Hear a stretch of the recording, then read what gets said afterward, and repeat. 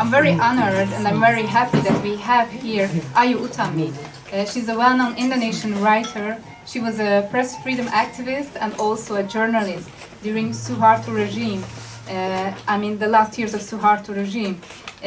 She's here with us. She flew from Düsseldorf, and it was with the collaboration of Indonesian Embassy of Budapest and also with Hopp Museum of Asiatic Arts. So I'd like to deliver my thanks to them, and I would like to give the floor to Mr. Ifan to make her greeting speech. Mr. Ifan, please come here, and don't worry about the other things behind us, they will change. Okay, Mr. Ifan. Thank you so much. Hi, good evening. So, it's always nice to be among artists, creative people. As someone who's working for the embassy, it's obviously it's a job. It's a very challenging job to tell the world about who you are, your culture, the way how you think, how you know. It's always challenging, especially Indonesia. Being an Indonesian, it's not that easy to explain. For example, you ask me a question like, "What kind of food do you like? What sort of Indonesian food do you like?" There are thousands of Indonesian food. We are a country of almost 700 languages. As a matter of fact, we speak the same language. So if you meet any Indonesian people like me, be sure that they are at least bilingual. Like I would be speaking my own language, and then Bahasa Indonesia that Ibu Katalin is speaks as well, very well. It's a very challenging task for me. So a month ago, a very beautiful Hungarian lady contacted me. She knows a lot more than I do about my culture.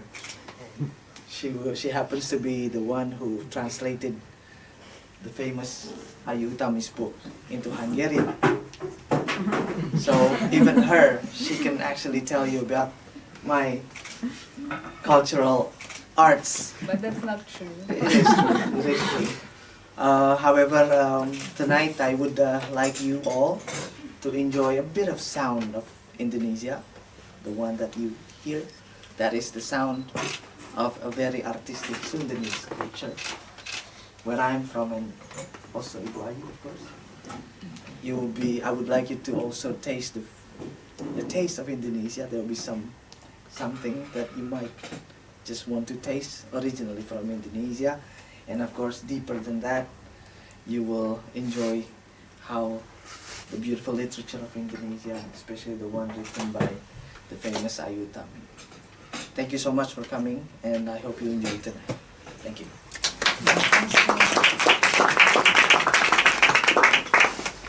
Thank you, Mr. Ifan, for a kind words. And of course, it's not true that I know more about your culture than you yourself. Okay. Before we start discussing Ayu's book and her creative writing and her process, I would like to ask her to read a small excerpt from the beginning of Larung. It's here. Just a few lines that we could appreciate the sound of it. You need your glasses. Okay. And afterwards, we're gonna listen to it in Hungarian too, a little bit longer version by Dóra. But at first, let's hear how Indonesian language sounds, the official language. How many paragraphs would you like? Just like. Okay. From here? Yeah. Oh, like this. Here. Until. Thank you very much, everybody. Tahun 1985, pukul 5.12. Siapakah yang menentukan jam kematian seseorang? Selalu ada aroma perjalanan pada rel dan subuh, lampu sisa malam pada tembok muram dan tepi jalan, kuning semakin padam oleh langit yang bangkit. Dan inilah yang terjadi setiap dini sebagaimana terjadi jam 5 ini. Ketika bau hangat matahari telah tercium di timur laut, sebelum warna terangnya terpantul pada atmosfer, burung bencai segera menghentikan tur malamnya, lalu menyusup ke sebuah ceruk yang tak diketahui cahaya. Dengarlah, kita hanya menangkap sisa-sisa gematriolnya, tinggi dan jauh, lalu hilang dalam warna hitam di balik gending, di balik gedung dan pepohonan. Ada makhluk-makhluk seperti kelelawar yang tidak menyukai terang. Very nice. Thank you. Thank you.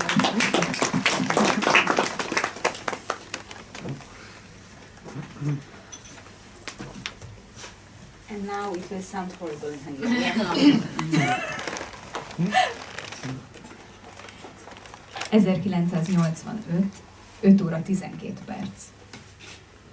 Ugyan melyikünk választhatja meg a halál a pillanatát? Mindig ott rezeg benne a hajnali vonat útszaga. Az éjszakára égve hagyott lámpákké a fakó falakon és az út mentén. Sárgák, de amint felkel a nap, fokozatosan kialszik a fényük. És ez történik minden reggel 5 órakor. Mikor már érezni az északkeleten járó nap langyos illatát, de a világosság még nem árad szét a légkörben, a bencsé madár befejezi éjjeli portyáját, s folyóparti fészkébe tér, mely nem ismeri a fényt. Hallgass csak, még elcsíphetjük utolsó trillájának magasra csapó, távoli vízhangját, mielőtt végleg elnyelné az épület és a fák mögötti feketeség. Vannak teremtmények, a denevér is közéjük tartozik, akik nem kedvelik a fényt.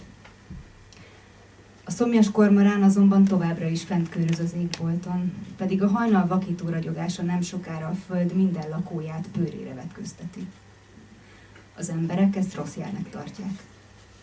És mikor meghalljuk az énekét, ezt a keserű, magas hangú, de korán sem távoli rikoltást, már biztosan tudjuk, hogy a közelítő halál szagát érzi. A mi közelünkben, a tiédben és az enyében hangzik fel a dala. Ő pedig ezután sem rejtőzik el a sötétben, hisz tudja jól, hogy a nappal nem képes előzni a halált. A fény nem leszúr rá a halálon. Ez is reggelente történik, csak hogy erről az emberek mit sem tudnak.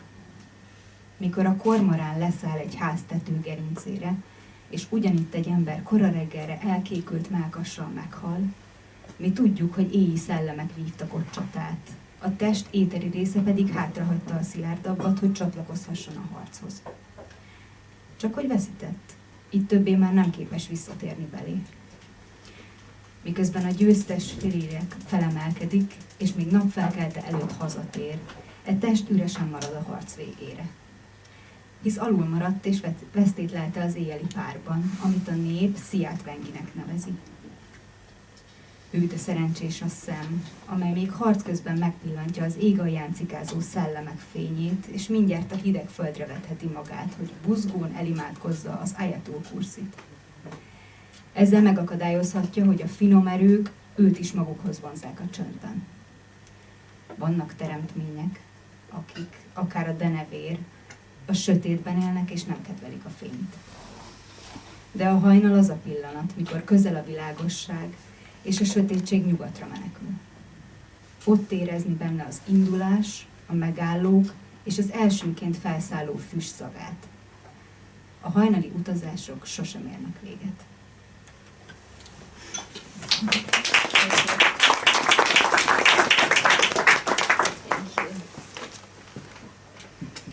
Thank you. My first question for Ayu is, how did you like it? How did it sound to you? It sounds great, it sounds beautiful, it sounds foreign, but of course, I mean, Hungarian language is very foreign for me because I literally cannot catch any stem words. It's totally different from Latin, from Russian, from Greek, so it sounds... All you can speak. But no, I don't speak, but I know some words, and I cannot get any of the familiar or a familiar word that from the Hungarian. But I love the the energy, the strength. Okay, happy to hear that. Happy to hear it, but it's your first time in Hungary, right? Yes, So yes. it's understandable that you don't know any words, but I think somebody already started to teaching you when you entered the room. So And then, yeah, one word and I have forgot it already. yeah, I think it was you, but also you. Yeah, yo. Yeah, it's a very useful one. So my other question would be, it's a very strange but very powerful thing to start a novel with death. What you just did, that we heard. It was the first part, a first page from Larung, the second novel she wrote. It's the sequel of Saman, which is published in Hungarian and available, but Larung is not available yet. But we just heard the first lines, and you started it with death, with a premonition that we see a bird. If we see a bird, a certain Vécsei bird, it's the sign that somebody's gonna die. So in general, when I read something like this with the first page, death on the first page, I think it has to turn out as a crime novel. So was it your intention to write a crime novel? Or how was it? Not at all. I think I just react to the mood of the time when I wrote the book. Larung was the sequel of Saman, and Saman was written during the military regime. Larung was written after the military regime, but because it is a sequel of Saman, it carried on the mood. And I had some friends who went missing at that time. I had some not really one of my close friends was missing. So we had actually among the activists those who are missing or those who were killed, and I think death was a part of my awareness at that time. Yeah. It was Yeah, the so move. it was not intended for as a criminal. And then actually I at that time we did it, or we wrote more for expression or criticism, because we didn't have freedom of expression at that time. So to have a novel based on genre, like detective novel, I think it was not the idea of that time. Probably it will be more natural today, but it was not from that time. Okay, yeah. That I time it got was like 20 years ago. yeah, it was 20 years ago, and I got your answer, but it still has some qualities, other qualities also as a crime novel, because how it follows, it has a certain energy and a certain acceleration at the end of Larung, with the three guys trying to escape from the country, and with the things that Larung does to them, or who knows who does to them, sending messages, and they sometimes suspect Larung is the one who's sending the messages, so they are in a constant state of tension, and it has the same quality as crime novels used to have. Yeah, it depends on what kind of crime novel we think. Whether we want it as a detective story or a, but yeah, the idea is that if it is in a crime novel, usually we treat it as a kind of puzzle. Yeah, there's criminal things happen, murder or killing, and then the story will go to answer who is the perpetrator of the incident. Yeah, I didn't want to answer. I didn't want to give a clear answer, and I think why I didn't want to give a clear answer, I think because at that time crime was there were lots of crime by the state. The situation is changed now, yeah. But at that time, I'm referring to many killings by the states. And at that time, it is sometimes the kill can be done in a direct direct command, but it can also, I mean, I think with Larung it is the crime that reproduced within a family. So you don't know, you can no longer know who really who is the culprit of, or who is the perpetrator, because all the system Was corrupt. Yeah, I don't know whether I can use the word corrupted, but So use crime your is own. within the system. Okay.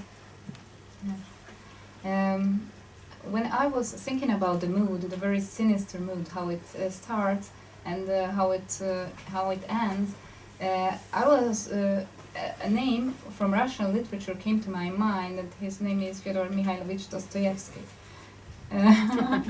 How do you like this comparison? I have my reasons to it, but I'd like to ask you.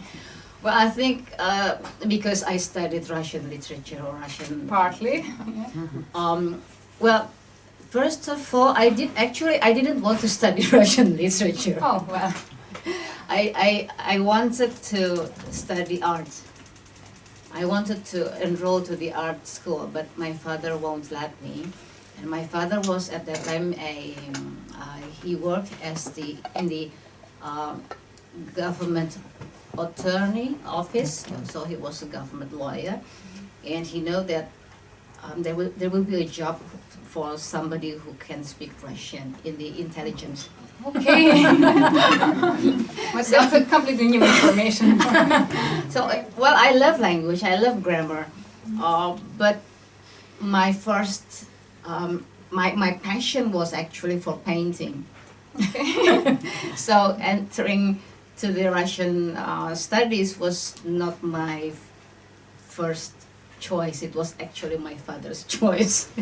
But I love language, and like I remember all the Greek letters ever since I'm in school, and I didn't study it. Of course, nobody studied Greek, but I just do it because I love the exotic alphabet. Okay.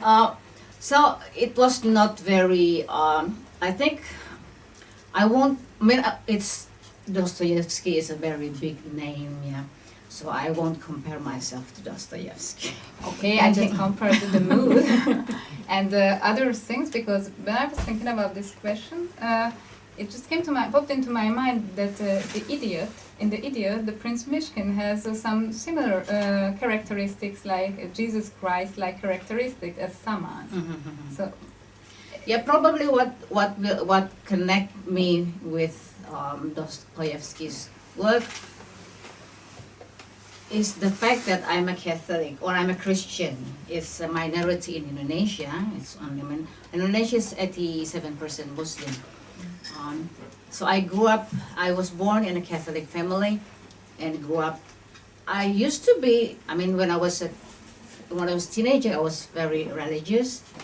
I went to the church every day, and unlike Catholic children, they usually don't read the Bible. The Protestants, they read the Bible, but the Catholics, at least in Indonesia or in Holland probably, they don't read the Bible as much as the Protestants. I cannot say anything. At least in Indonesia, the Catholic used to just believe to their priest. Yes, maybe that's maybe that's correct. Yeah. So I read historically, yeah. Protestants read more. That was the reason that they wanted their own sola Bible. scriptura. Yeah. Because they have to read the scripture. Don't just believe the priest. Yeah, But you're the right. Catholic, they just It was misleading that you named children, because I think it's the same with the parents, right? Yes. So I read the book. I mean, I read the Bible, and I'm happy that I didn't read it with a mentor. So I read it as a literature book, and it has stories that you will never hear in the church. It has criminal stories. It has erotic stories. It has poetry. It has everything. So I think that will what connect me to Dostoevsky is probably his background. Thank you. You wrote, so far you wrote around 10 books, right? I think more or less, or more than 10 books. So I would like to inquire about your tricks and routines and processes as a writer. Do you have any rules, or you prefer to break the rules more than to follow them? I hate rules. Okay, yeah. I think Saman was written in that composition or in that structure because I want to break the rules that I experienced in the military regime, because we had too many rules at that time. We have rules. We have too many rules, and I can speak about it long. But Saman was, but that's Saman-Larung was written in the excitement to break the rules. So you don't really have the structure in that book. But after Indonesia becomes democracy, so I won't answer your question directly. No worries. After Indonesia becomes democracy, we tend to lose a uniting value. In the past, the Pancasila, or the foundation of the state or of the nation, was become an indoctrination, and we kind of hate it, yeah. But after Reformasi, when we already have this democracy, we suddenly realized that we lose that uniting values, and we started to break into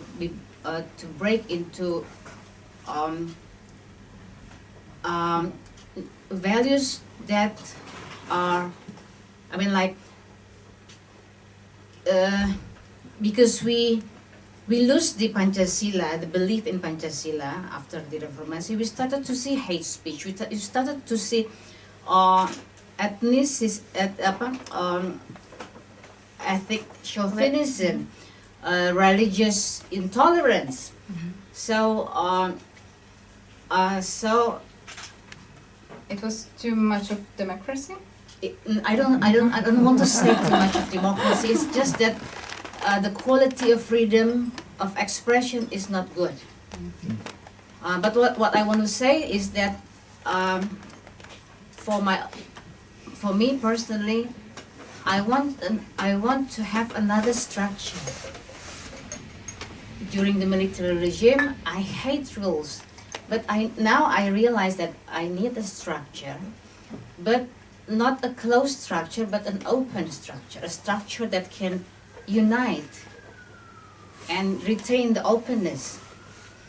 So that's why my novel in the democratic after Reformasi tended to have a structure, a strong structure. So it's different from Saman-Larung that has no structure. It's just like stories.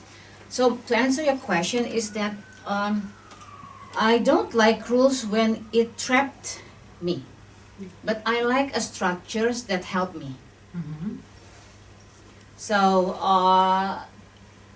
in my writings, probably I'm focusing on something, and then I will every time I experience things, or I have new data, or I meet things, or I see things, I will put it in my structure.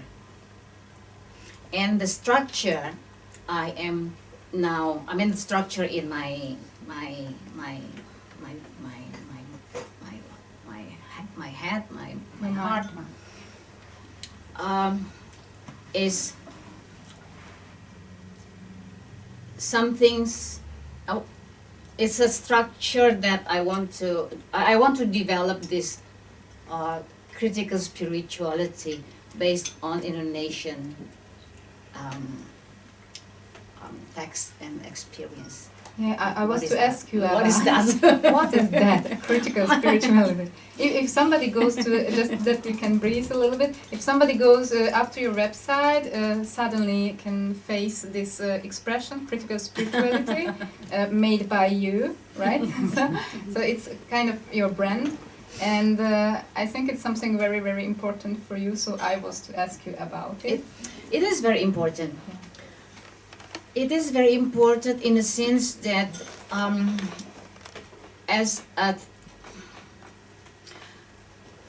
in a sense that, you know, Indonesia is a country that doesn't want to be completely secular. Since the beginning, it chose to give values to religion. And religion in plural sense, yeah, because since the beginning, the founding fathers and mothers of Indonesia, they have to debate on what the form and the foundation of the state or the country or the nation will be, and then decided there are some strong debate between the nationalist is a positive. In this case, it's a positive term. In Indonesia, it's a positive term, so I have to make a disclaimer, and it's not like nationalist in Europe, but nationalist is a good thing in Indonesia because. Can I add something here? That when she's talking about the founding of Indonesia, it was quite recently. I mean, it was like 16 years ago, like in 1945. So it wasn't like in the 12th century or in the millennium, like our founding fathers were. So it's a difference because Indonesia, as Ifan said, it consists of 17 or 18,000 islands, and it was called Nusantara before. And Indonesia is a quite new, recent term. Yeah. Sorry, Indonesia is a modern construction, but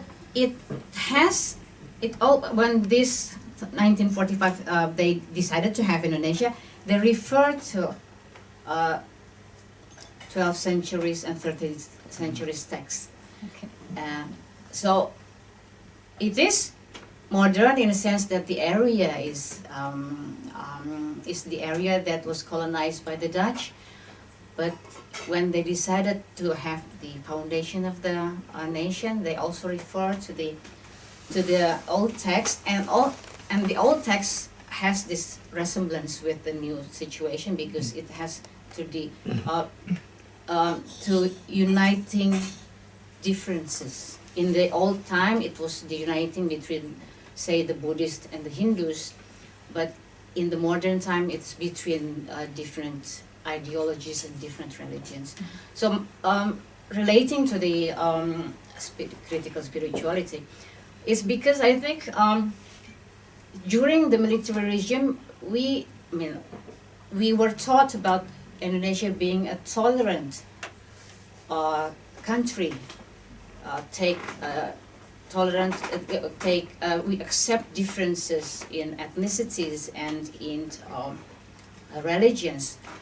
But that belief or that belief was challenged very much with it during democracy. So after Reformasi, when we started to have a stable democracy, we started to see violence in the name of religion. Mm-hmm. So the question is why? What happened? Why we were not like we thought of ourselves before? Why now people using religion to commit violence. Yeah. So that the question is that, and I think it's related to the pattern or the way we accept or we practice religion.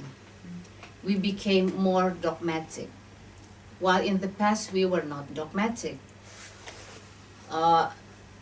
And this whole idea of critical spirituality is, to put it in a simple way, is that we can be religious or spiritual without betraying critical thinking. So to put it in simple way is that, because I think this is what we need in Indonesia. And some other friends, they actually also have another names for probably similar things.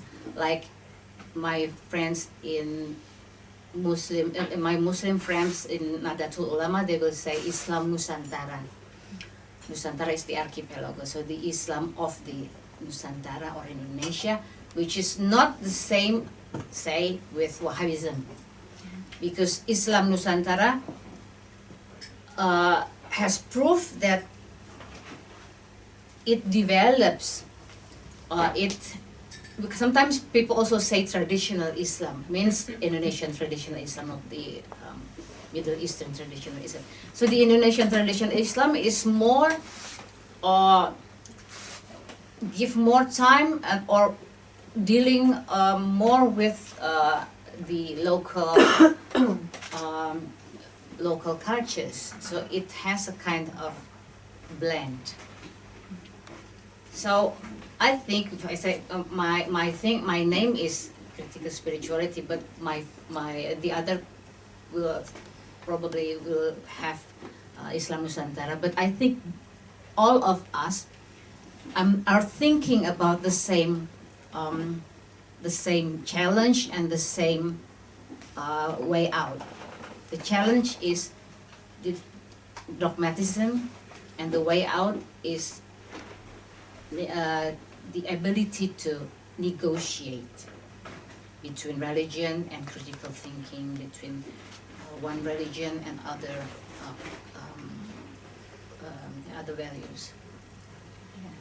When I heard this expression critical spirituality, I somehow made a connection with your work, in that sense that sometimes you have scenes which are more spiritual, and they talk about like Javanese spirituality, and other scenes completely in the modern world, the female characters, the middle class urban female characters talking in Bahasa Gaul, which is slang.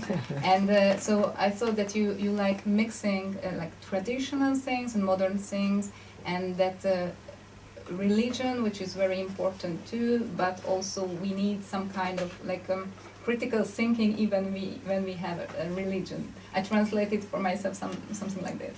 So it's true, right, but it's quite different than you just explained. But yeah, it can be also true. Okay, can we go back a little bit to Saman-Larung? I know it was 20 years ago, but you know, in Hungary, Saman was published just 5 years ago, actually. So we read it as something new, although for you it's. How can you remember to it? Because you wrote 10 other books later, so can you still have a feeling for these novels of yours, or is just something that you did in? No, I love the book. Saman is my first book, and I think it has all my basic anguish. I think the other books doesn't differ. Saman has my archetypes, the archetypes of my world, and I think I see in the other books character that already there, that has already there in Saman. So I love the book, and I think yeah, I love the book, and sometimes people Sometimes people concentrate on the beautiful characters, like the four ladies, because they're girls, they're good looking. I mean, they can speak, they tell stories, but actually, in Saman, we also have this character of this retarded girl who are marginalized, who doesn't speak. They are already in Saman and Larung characters who doesn't speak. Mhm. And I love them actually because they are they embodied the enigmas or the mysteries in that that makes the basic question for me. So when you say that in Larung you also have this kind of character, do you refer to Larung itself, who's quite a problematic person with his schizophrenia? He's psychotic, and so you have a But feeling for this group. Larung speaks. He does speak. He does speak. He yeah. speaks to himself actually. Yeah, but you will find some character who doesn't speak. I mean, like I remember that. and the girl who doesn't speak, the retarded girl who doesn't speak in Saman, and in Larung there is only a very short actually, but then I developed this character in my other stories. This is the character of a woman who doesn't have a vocal cord. Yeah, now I remember. Yeah, because I think we write in language. As a writer, we know that this is not enough here. Language is really limited, and that's why I mean the optimum mystery for language is silence, or those who don't speak. And yeah, I think I didn't realize it, but this character when I wrote Saman and Larung, but this character who doesn't speak always come up. Okay, so you like to inspire by your own work, no? To be inspired by your own work. That you take some characters and put it to another story. Yeah, I think writing a novel is like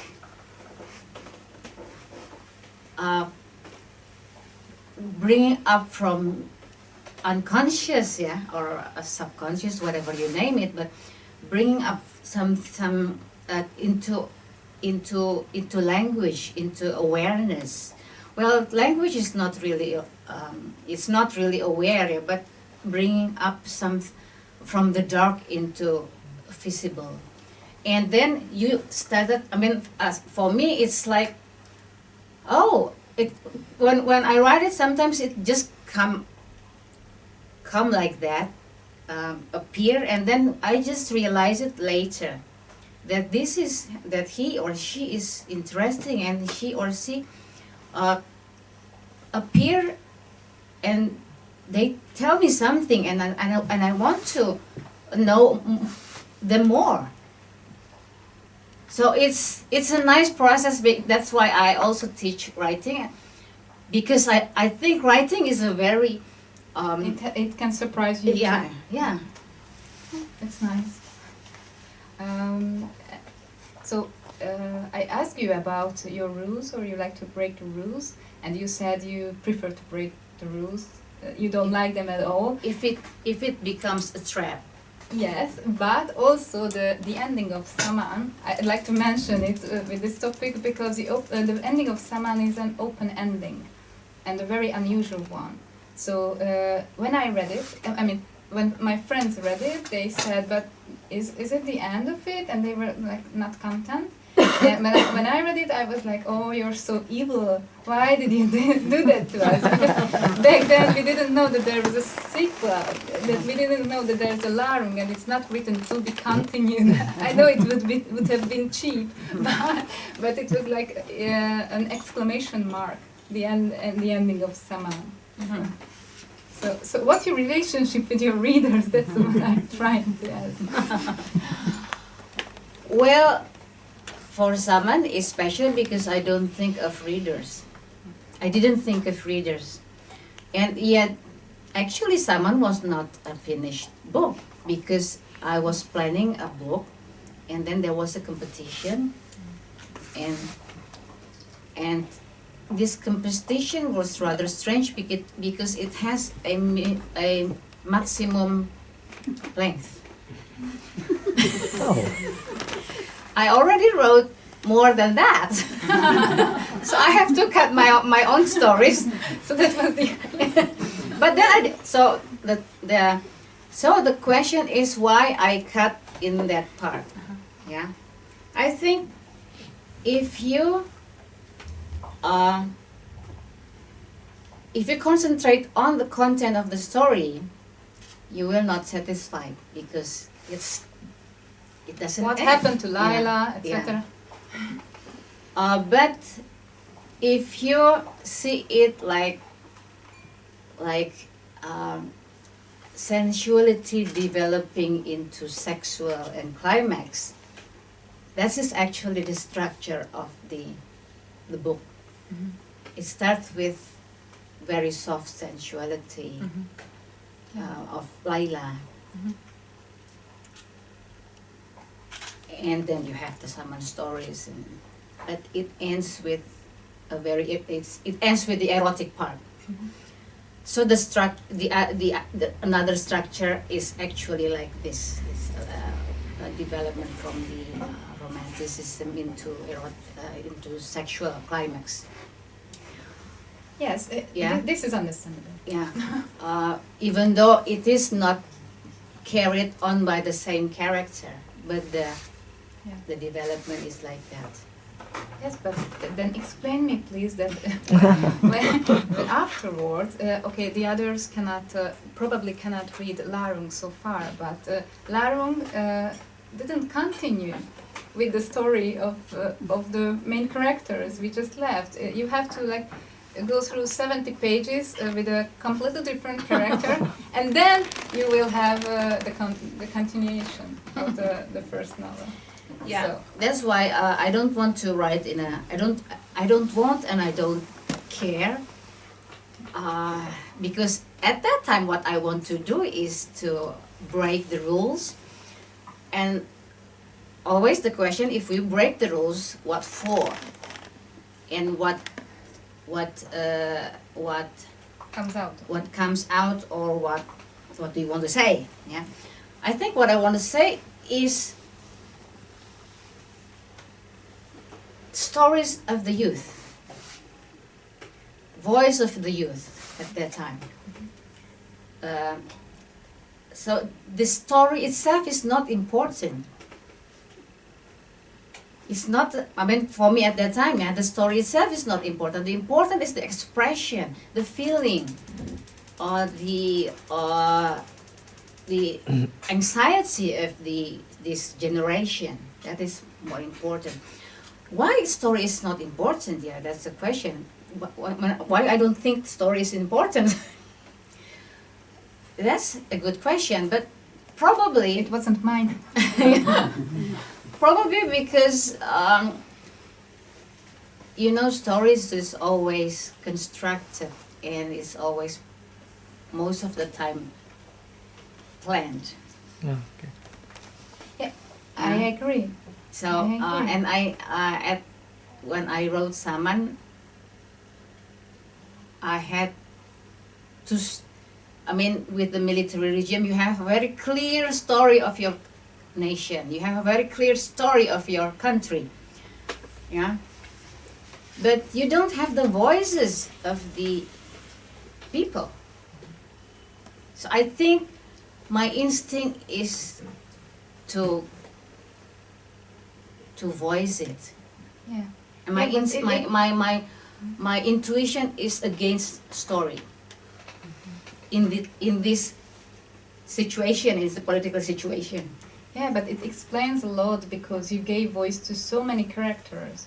Sometimes we hear this one and then that one. So, but in Saman, you're just waiting to that chalk can be heard, but today we can hear chalk too. So I had so many questions, and I wanted to introduce somehow the topic of sexuality, but as some of the actresses has to catch her flight soon, I'd like to call them to the stage, and because they're gonna impersonificate two of Ayu's characters, Réti Adrienn, the character of Chalk, and Sztarenki Dóri, the character of Yasmin. And I think we will give them the floor and also the mics. And we just place our stuff. Sorry. That's huge. Is it good for you, or would you like to?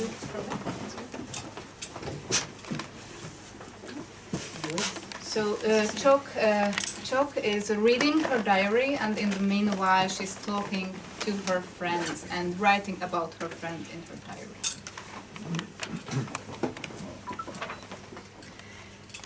Ez a történet a nemi szervekből született. A barátaim Yasmin és Saman, Laila és Szihár ágyékából. Neked nem tetszik, mi? Ha én kezdem a naplómat. Közönséges. Yasmin, te képmutató. Mégis mit gondoltál, miért látogatjuk meg Sakuntalát New Yorkban? Laila majd meglebed azután a nőspickó után. És te is dugni akarsz a kiugrott pappal. Te jó ég, Csok! Micsoda mocskos szád van. Meg akarjuk nézni Tala előadását a Lincoln Centerben. És tárgyalásaim is lesznek a Human Rights Watch-sal és a The Free World Forummal. És vajon Talát és Lailát miért nem világosítottad fel, hogy azért megyünk New Yorkba, hogy te félreizélhess Samannal? Először, mert semmi közük hozzá. Másodszor pedig nem akarok fájdalmat okozni Lailának. Régen olyan rettentően szerelmes volt Samanba. Nem szeretném, ha úgy tűnne, mintha elloptam volna a szerelmét. De most már Szihárba szerelmes vagy, nem? De akkor is úgy érezni, hogy legyőztem. Azelőtt mennyit vágyakozott utána, erre most én kapom meg. Mintha csak azt mondanám, ő kevésbé vonzó. Nézd csak meg a barátomat. Yasmin Moninget. Egyszerűen tökéletes. Szép, intelligens, gazdag, vallásos, a Pancsaszila szellemében nevelkedett, hűséges feleség. Legalábbis ezt akarja gondolni magáról. Amire nem akar gondolni, az, hogy viszonya van Samannal. Mit írtál? 9 nap múlva New Yorkba megyünk, jelentem ki. Elsődleges cél megnézni az indonéz-amerikai együttműködéssel létrehozott táncelőadást. Járulékos haszon, paráználkodás. Elégedett, hogy megtaláltad a gyenge pontomat, ugye csak? De esküszöm, mindössze egyetlen egyszer követtem el. Micsoda? De hiszen már legalább 2-szer megtetted. Először Lukásszal, mielőtt összeházasodtatok volna. Amiatt igazán nem kéne szemrehányást tenned. Nem árultam el senkit. Ó, Isten szemében a paráználkodás az paráználkodás. Félrelépsz vagy sem, a bűn attól még bűn marad. Ráadásul mindkettővel többször csináltátok. Nem volt bűn. Szerelmes voltam. Nem úgy, mint te. Csak a szex miatt. Nézd csak meg a barátomat, Yasmint. Az arca szépséges és tiszta, akár egy márványszobori. Az élete olyan kiszámítható, mint egy egyenesen vezető lépcsősor. Iskola, edzés, diploma, munka és házasság. Lehet, hogy valójában irigylem. Vagy bosszant. Vagy csak rossz májuskodom. Vagy idegesít. Gyerekkora óta mindig kedves, ájtatos kislánynak akart látszani. Sosem volt lógós. Nem hanyagoltál a zongoraórát, sem a balettet. Nem is lehetett volna belőle balerina a vékony lábai miatt. Nem cégizett az iskolában. Nem hozott szégyent a szüleire. Nem esett teherbe házasság előtt. Sosem randizgatott félreeső helyeken iskolaidőben. És mikor eljött az ideje, hogy megismerje a szexet Lukásszal, akkor sem hiszem, hogy igen, jaj, elkanyarodtam. Lukász, akkor sem hiszem, hogy valami titkos helyen csinálták volna. Minek van jó teste, ha nem azért, hogy büszkélkedjen vele. De ő rajtunk, a barátaink kívül sosem ismerte be másnak, hogy élt nem életet a házasság előtt. Ki van zárva, hogy ilyen szabadszájú legyen. Tudja, hogy mások előtt valami effélét rebeg. A szűzesség olyan érték, amit nagy becsben kell tartanunk. Zárd csak össze a combjaidat, nyilván ezt akarta mondani. Különösen most, hogy a Samannal elkövetett házasságtörését egyedül nekem vallotta be. A másik két barátunknak, Lailának és Sakuntalának egyetlen szót sem szólt róla. Pedig mi négyen korábban sosem titkoloztunk egymás előtt. Hát ez van. Képmutató. Mindig olyan nyugodtnak és udvariasnak látszik, mint az ideális alkalmazott. Minden szállásadó nő álma. De lefogadom, hogy a szívem mélyén ő is éppen olyan zabolátlan, mint én. Lássuk, mit visel a munkában. Kosztüm, váltoméses blézer, akár csak az igazgatók meg a tévében mondók, de lemerném fogadni, hogy a melltartója meg az alsó neműje ezerszer izgalmasabb. Onnét tudom, mert majdnem egy napon születtünk. Én 1966. március 21-én, ő 24-én. Mindössze 3 nap különbség. Ez azt jelenti, hogy a sziderikus zodiákus szerint mind a ketten kosok vagyunk. A kínai állatövi jegyünk pedig a ló. Képzeld csak el, a kecske meg a ló. 2 tüzes állat. Az áldozati ünnepnapján mindig látni, hogy a kecske és a birka még akkor sem veszítik el a szexuális étvágyukat, ha a halál alig 2 méterre átcsingózik tőlük. A saját szememmel láttam egyszer, hogy egy ló a házunktól nem messze fekvő Tanamasi lóversenypályán hágott meg egy másikat.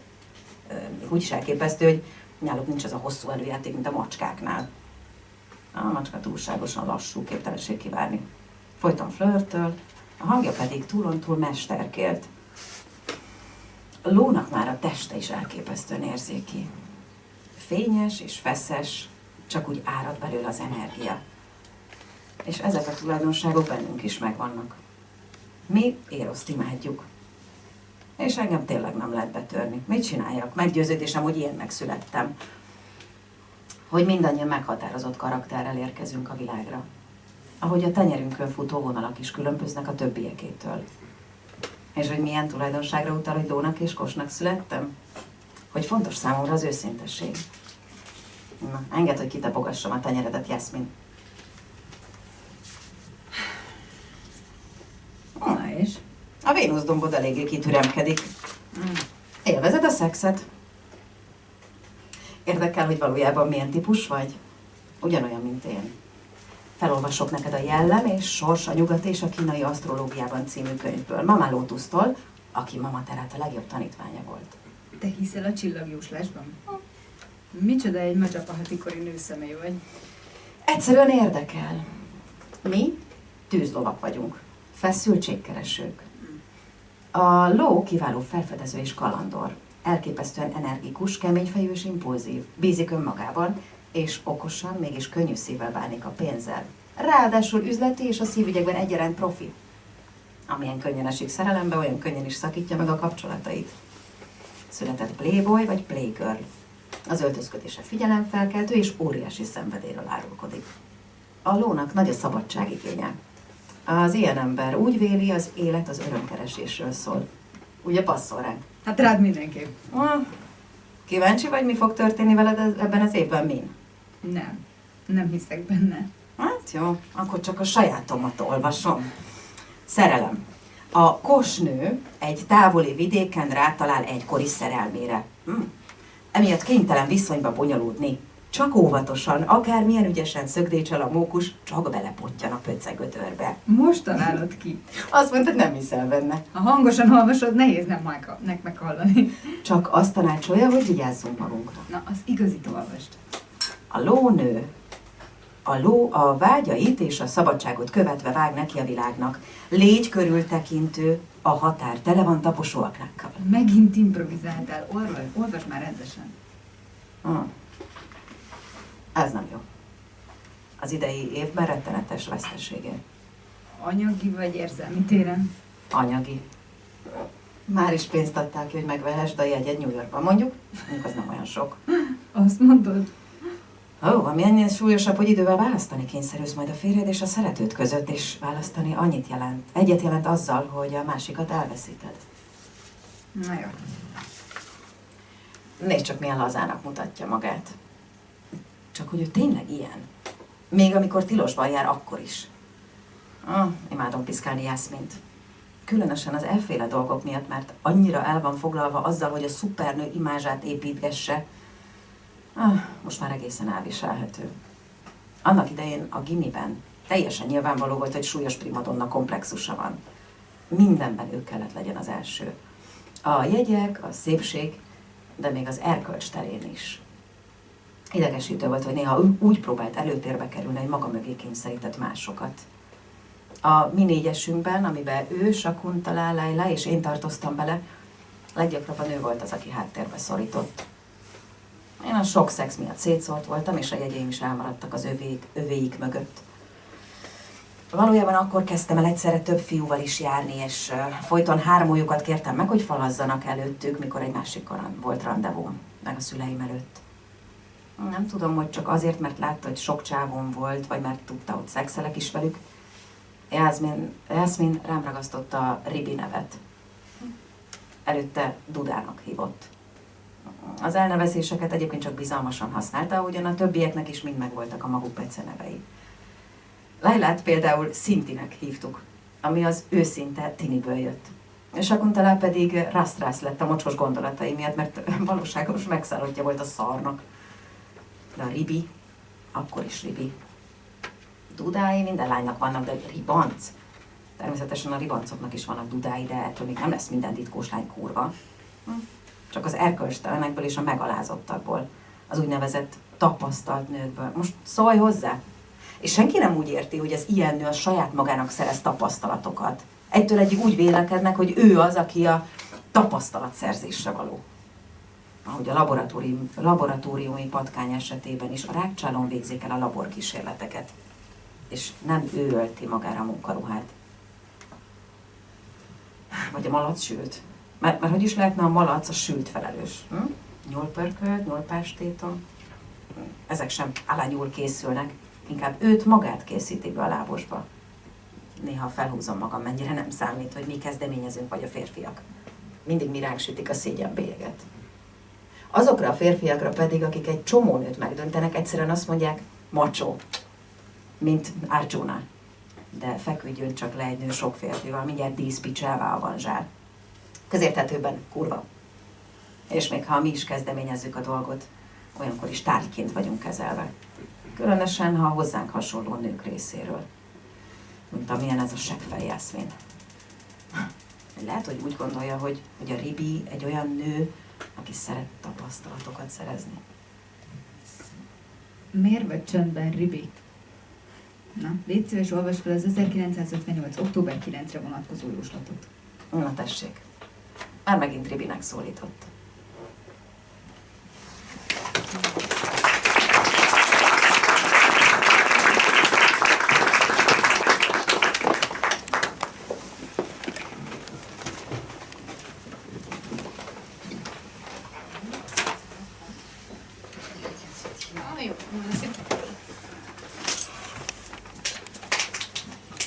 Okay, so this excerpt was a good example of the you overtly talking about sexual topics in your novels, because that was one thing that that made Saman very popular back then. That you were breaking, as you just said it, you were breaking taboos on sexuality. But as far as I'm concerned, at least that's what I heard in one speech that Enha Dini, for example, who was also a famous Indonesian writer, she said about herself that she too wrote a sex scene in one of her novels in the 80s. So what was the difference then, or how you see this question? Really, you were the first Indonesian writer talking about sex, or? Well, I never claimed that I am the first Indonesian. Yeah, I know. I know. Actually, when I said I want to break the rules, probably sex is not what in my mind. I mean, the rules is the structure. The rules is the politics, but sex is probably not. I mean, probably it is just more spontaneous and natural. It's not. I don't want to break the taboo on sexuality. I want to break the taboo on language. Like I want to use the language as it is, if needed. for example, what I want so because it's not about sexuality itself, yeah, but there are taboos in languages that I found problematic. When I was a kid, I started to realize some strange words, like we have a euphemism for prostitutes. We have the word prostitutes in Indonesian, it would be pelacur. And during the military regime, we have a euphemism for prostitute in order that people can say or can write about the danger of prostitutes in a polite way. And we use the term WTS. It's an abbreviation of WTS, yeah. It's an abbreviation. When people speaking with this abbreviation, they feel they feel polite. But actually, WTS is an abbreviation from Wanita Tuna Susila, means woman without moral. And I found this very disturbing because you feel polite when you actually say something rude. It's very rude. But you feel polite, and you in the first phase, because it is an abbreviation, you don't see it. You don't see the rudeness of the word. But behind that, you see, and you have to think for a while to understand that, to realize that this is very rude, yeah. So this kind of things happen in our language. In our language, that's why my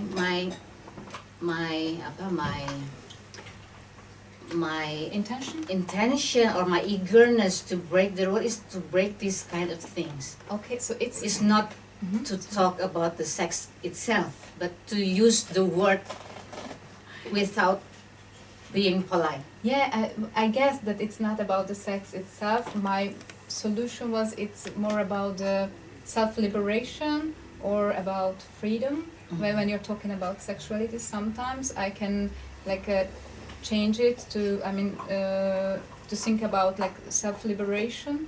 And also what you just said reminds me of what we had seen in that scene we were experiencing now when Chok said to Yasmin that you're a hypocrite, that you're talking like this and you're acting like that, but you say it's because of love. So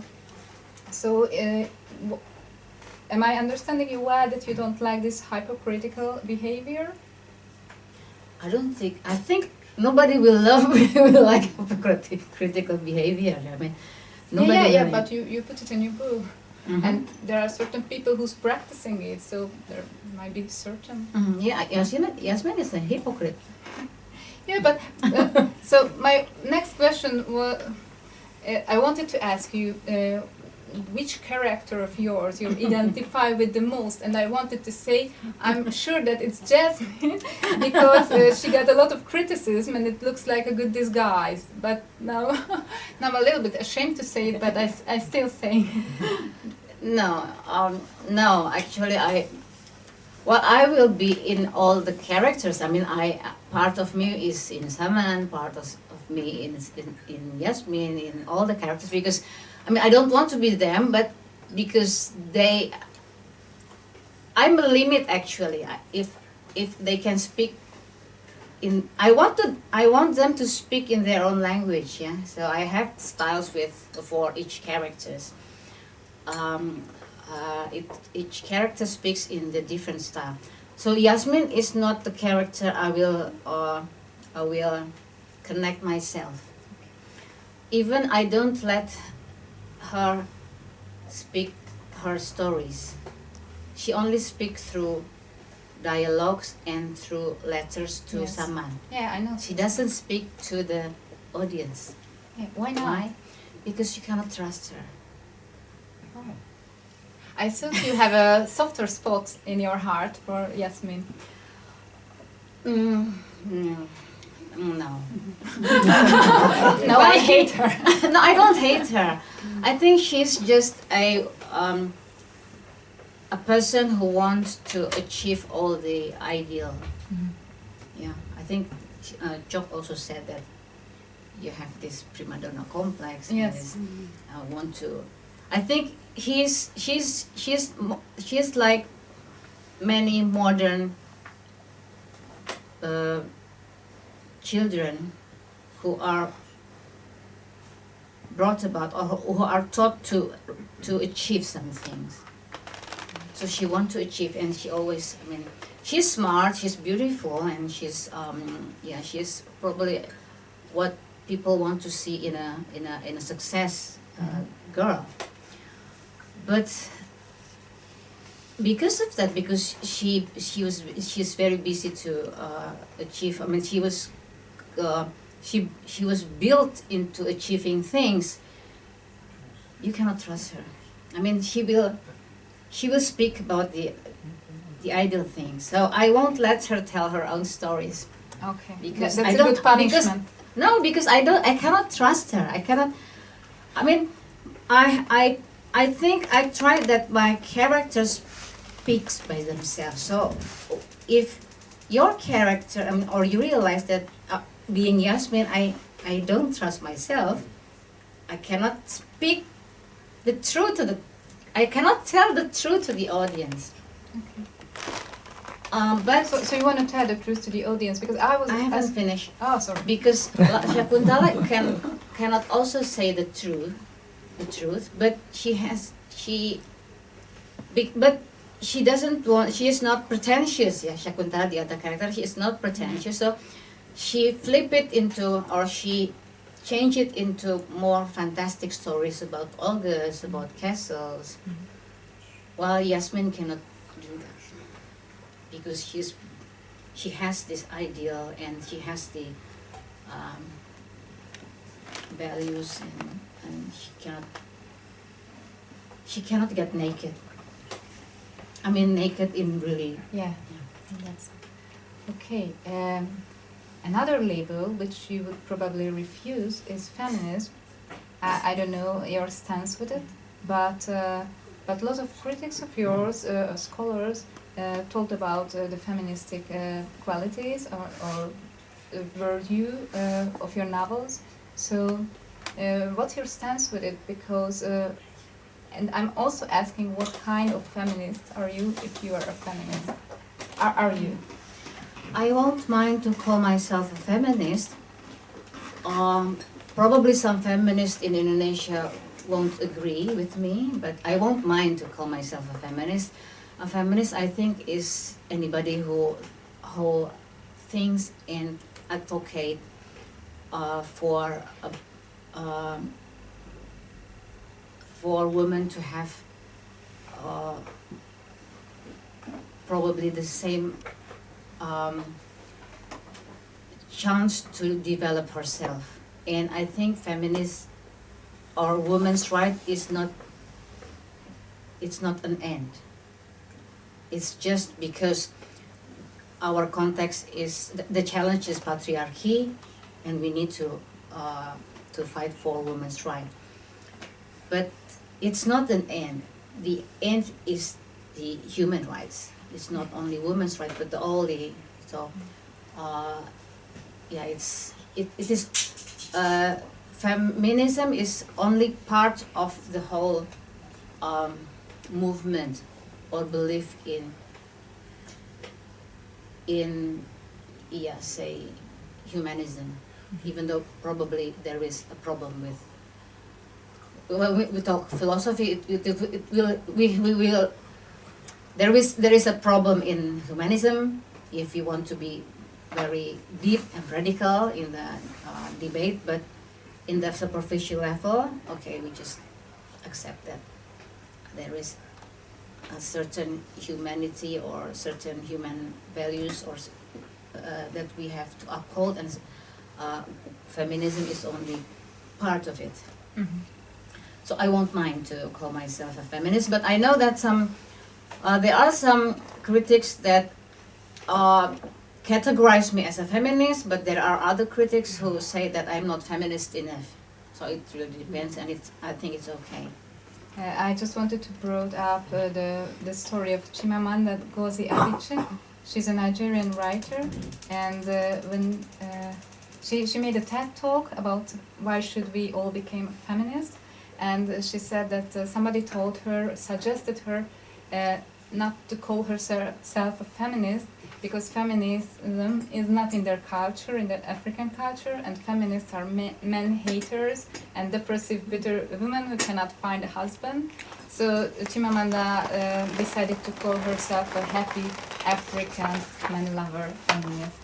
So, and I really like her again. So. We also have other female characters who are not that young, who are older, especially in Larung, and they can be called as witches.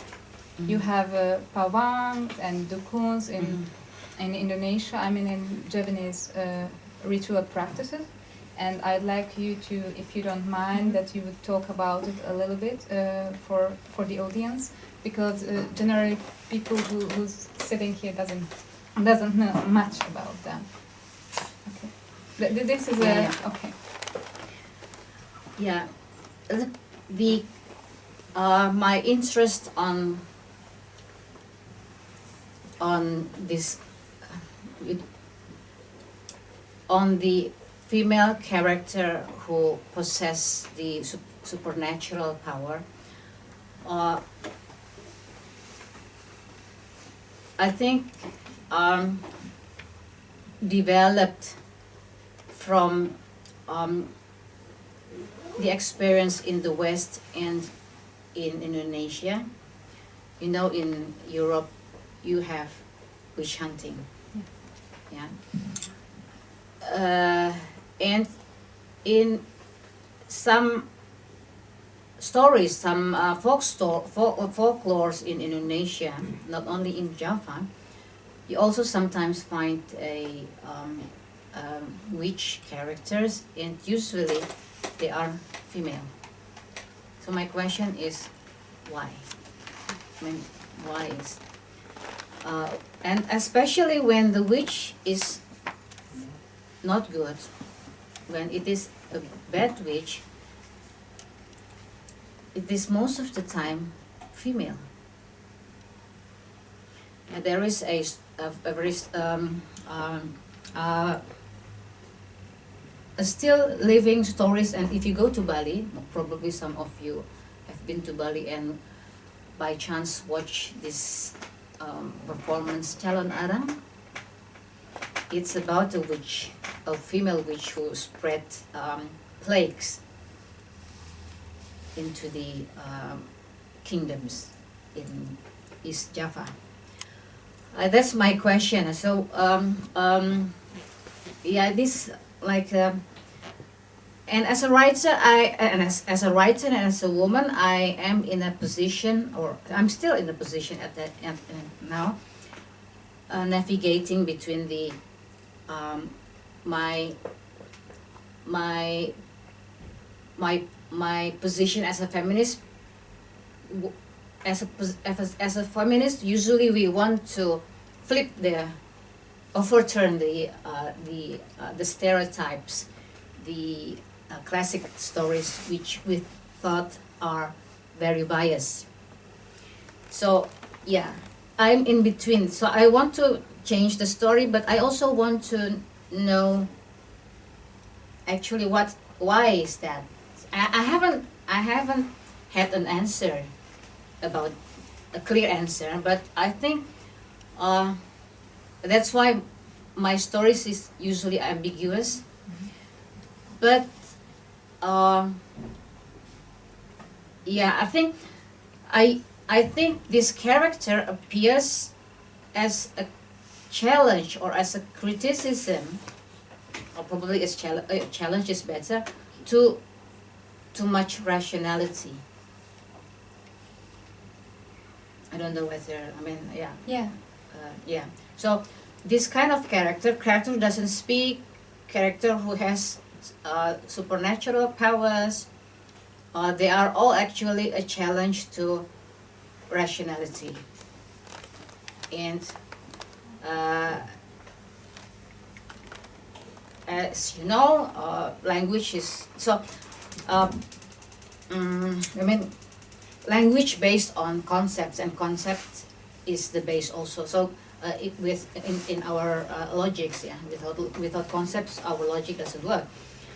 So I think the appearance of these characters who doesn't speak, who have spiritual powers, who are retarded, who are it's all against, or they are there to challenge rationality. Yeah. Yes, but they are rooted. These characters are rooted from Indonesian culture and Javanese culture, right? Because, for example, like more than 1,000 years ago, we also had, before Christianity came to Hungary, we were like wandering tribes, and we practiced shamanism. And when you're writing about witches, you don't call them witches, but dukun and pawang, they are shamans. So it seems like that in Java or in Bali or other parts of Indonesia, it's still more a living thing, because here and now in Hungary, you probably can find people who believes in these rituals, but not that much. So I was wondering whether you have some kind of attachment. I mean, you're interested. Am I practicing? Yes. Do you have an amulet? Do you have it here with you? Well, sometimes we do, not me. Sometimes we still do pawang hujan, those who prevent Rain. rain. Yeah. It's a normal practice in Indonesia, and I work in a. I mean, it's a very normal. It's very normal or regular practice in Indonesia when you have ceremonies, you have events, big events. You will have a rain tamer. We can use that in Hopp Museum, that too. Because sometimes we don't have cover in the garden. And the question is why in Indonesia it is only to prevent, it never to invite rain. It's only to prevent rain. Mm-hmm. Yeah. So yeah, I mean, the other logical explanation is because we have too many rains, and then it doesn't invite. Actually, it just prevent for certain areas. And for certain periods. I mean, whether we want to have it like in the ceremony is takes 3 hours or a day, and sometimes the rain tamer just prevent it within the limited time and limited area, and past the time or past the area, then. It can happen. Rain can happen. Well, so I mean, it's just to give you the idea. One time I had a demonstration. At that time, I organized a demonstration against intolerance, and we used the kecak dance, playing in the lapangan in the field, and it was rainy season, and I did have a rain tamer, rain preventer to not to destroy my demonstration. But so yeah, but you do believe in it a little bit at least. I think a supernatural power is not supernatural. Yeah, it's just the language that modern science do not master. Please explain. I mean, I can only explain with modern science, but I mean, as a practice, empirically is there. But as an explanation, we don't know how to explain it in our modern explanation. But you still feel the need. So the question is whether I believe it. Here, I didn't do anything. I didn't do anything bad with it. I'm doing demonstration against intolerance. And I don't want the rain to spoil my demonstration. What was it a success? So it's a pragmatic, it's more a it's not a spiritual thing. It's a pragmatic thing. Okay, yeah.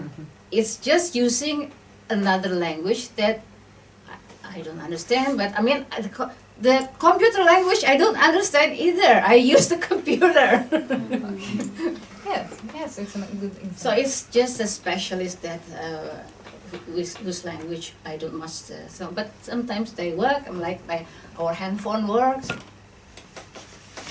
So, but that is not spiritual. Okay, I got it.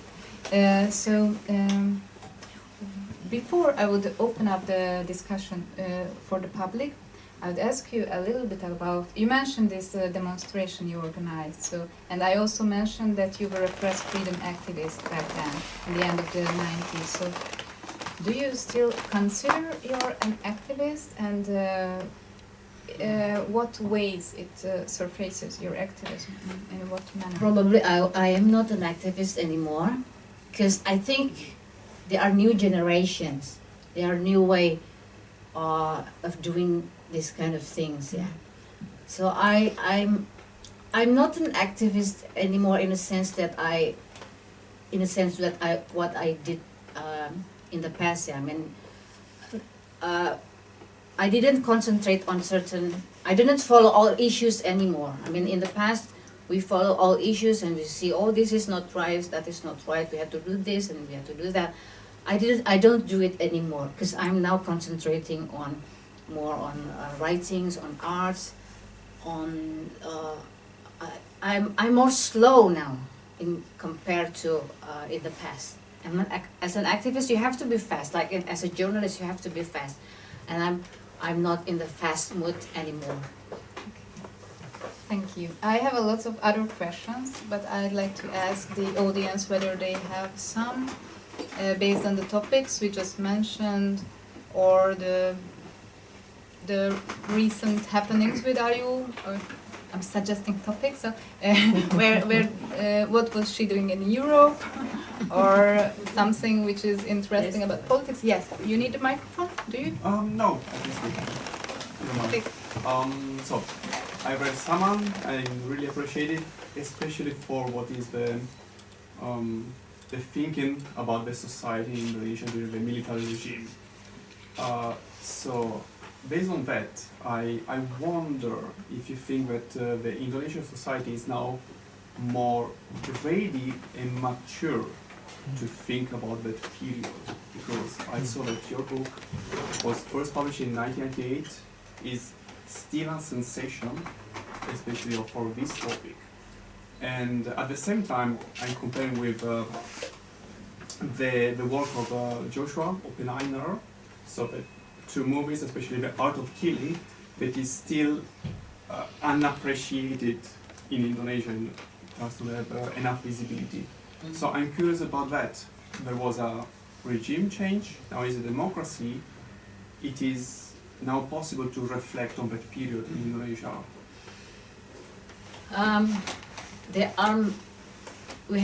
Indonesia needs to have many reflections, but probably we can focus on 1965 incident, yeah, or what happened in the 1965 and 1966.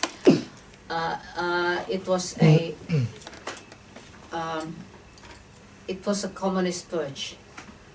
There was an effort of so for those who don't know the history of Indonesia, in 1965 there was an effort to topple to kill the military head and some military generals, and then it ended up as communist purge. And in between 1965 to 1966, there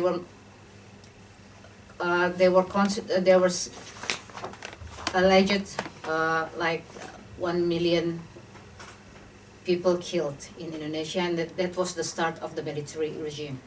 So this is this issue is still sensitive until now. There has been effort to open this case and to talk about it in a mature way, but it is still not very easy, because this issue is still has it is still used every time we have a political events like elections. This relation to communism is still used to blackmail people. So to answer your question, yeah, it is a kind of a test that is still sensitive, because other than that, there are lots of a lot of things that we need to talk. I mean, there are in 1958 and 1960s too a mass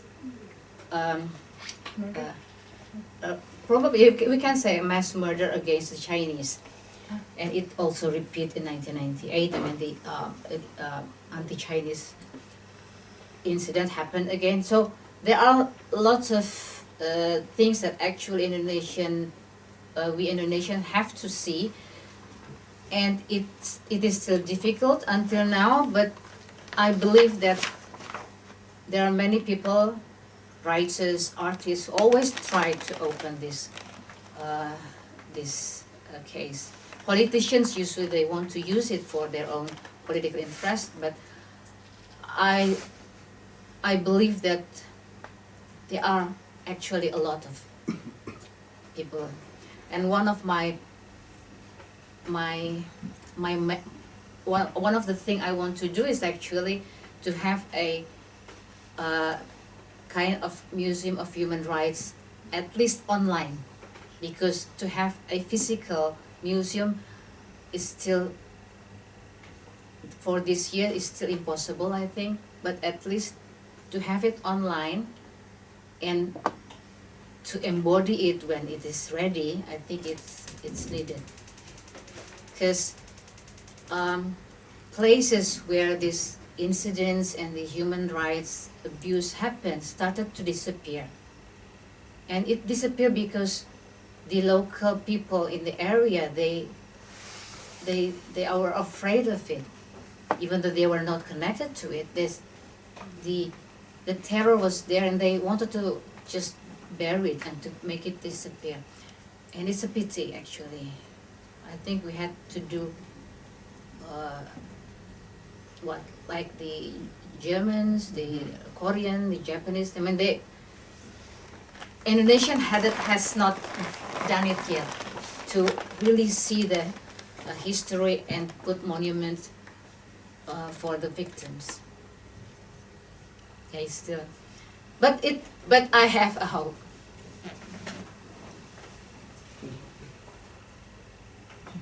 Any other question? Okay, so shall I, last question, and I shut up then. So what, you have so many plans, and I think you have, you want to build up this archive you just mentioned, which sounds, me working as a museum, I can assure you that it's very, very hard work. We are doing it during the whole year, but you have other things. You went to France to, I think you told me to interview a philosopher, Jacques Rancière, and you were participating on some kind of workshop. So, and you also mentioned the book you wanted to write, or Too many things I want to do. But my visit to Europe is actually because I'm directing a literary festival in Jakarta, and for the next year, our theme will be Francophones, literature and ideas.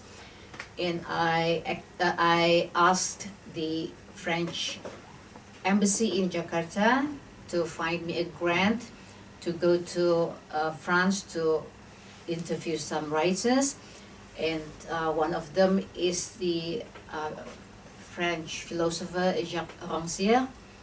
I did the interview, so I did my things in France, so I having my time to travel to other places, and I'm very happy to be here.